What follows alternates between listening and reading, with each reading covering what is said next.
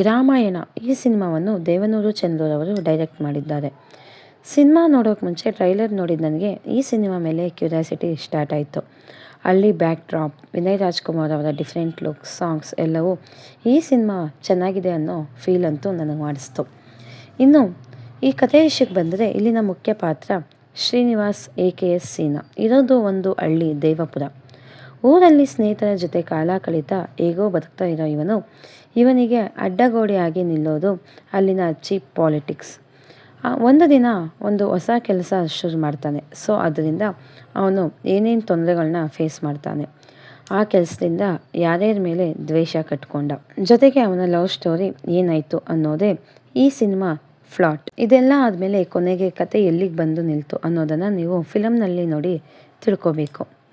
ಈ ಸಿನಿಮಾ ನೋಡಿದ ನನಗೆ ಯಾವ ಯಾವ ಪಾಯಿಂಟ್ಸ್ ಇಷ್ಟ ಆಯಿತು ಆ್ಯಂಡ್ ಇಲ್ಲ ಅನ್ನೋದನ್ನು ನೋಡೋಣ ಬನ್ನಿ. ಮೊದಲಿಗೆ ಸಿನಿಮಾ ಪಾಸಿಟಿವ್ ಹೇಳೋದಾದರೆ ಅದು ಈ ಊರಲ್ಲಿ ಇದ್ದಂತಹ ಪಾತ್ರಗಳು, ಅವರಿಗೆ ಕೊಟ್ಟಿರುವಂತಹ ಇಂಡೆಂಟ್ ಎನರ್ಜಿ ಮತ್ತು ಡಿಸೈನ್ ಆಗಿ ಕ್ರಿಯೇಟ್ ಮಾಡಿರುವಂಥ ರೀತಿ ಸೂಪರಾಗಿತ್ತು. ವಿನಯ್ ರಾಜ್ಕುಮಾರ್ ಈ ಸಿನಿಮಾ ಮೂಲಕ ಕಂಬ್ಯಾಕ್ ಮಾಡಿದ್ದಾರೆ ಅಂತಲೇ ಹೇಳ್ಬೋದು.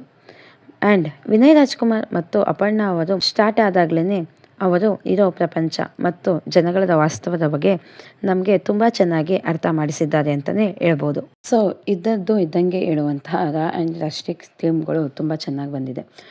ಇಂಟರ್ವಲ್ ಟೈಮ್ನಲ್ಲಿ ಬಂದ ಆ್ಯಕ್ಷನ್ ಸೀನ್ ಆ್ಯಂಡ್ ಫ್ರೆಂಡ್ಶಿಪ್ಗಳ ಮಧ್ಯೆ ಬರುವಂಥ ಮನಸ್ತಾಪ ಆ್ಯಂಡ್ ಜಗಳಗಳು ಕಾಮನ್ ಆಗಿದ್ದರೂ ಅದರ ಹಿಂದೆ ಇರುವ ಕಾರಣ, ಆ ಟೋಟಲ್ ಸೀಕ್ವೆನ್ಸ್ ಆ್ಯಂಡ್ ಫೈಟ್ ಎಲ್ಲ ತುಂಬ ಚೆನ್ನಾಗಿ ಡೀಪಾಗಿ ನಮ್ಮನ್ನು ಇಂಟ್ರೆಸ್ಟ್ ಆಗಿ ಒಂದು ಕಡೆ ನಮ್ಮನ್ನು ಬಂದಿ ಮಾಡಿತ್ತು ಅಂತಲೇ ಹೇಳ್ಬೋದು.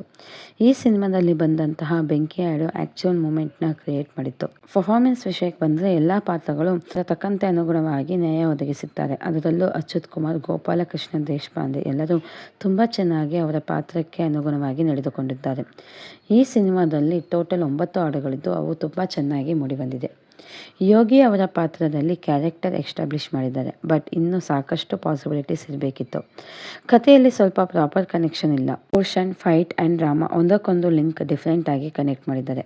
ಅದನ್ನು ಅಷ್ಟು ಮಾಡಿಕೊಳ್ಳುವುದು ಸುಲಭ ಅಲ್ಲ. ಸ್ಕ್ರೀನ್ ಇನ್ನೂ ಸ್ವಲ್ಪ ಬೆಟರ್ ಆಗ್ಬೋದಿತ್ತು. ಇನ್ನು ಟೆಕ್ನಿಕಲ್ ವಿಷಯಕ್ಕೆ ಬಂದರೆ ಮೇಕಿಂಗ್ ಆ್ಯಂಡ್ ಸಿನಿಮಾಟೋಗ್ರಫಿ ಸೂಪರ್ ಆಗಿದೆ.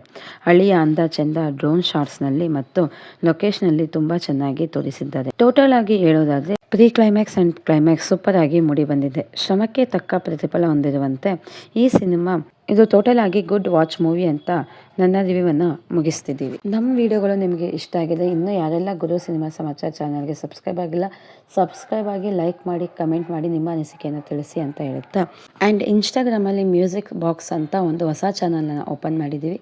ಅದನ್ನು ಕೂಡ ಸಪೋರ್ಟ್ ಮಾಡಿ, ಹೀಗೆ ನಮಗೆ ಸಪೋರ್ಟ್ ಮಾಡ್ತಾ ಇರಿ. Thank you all.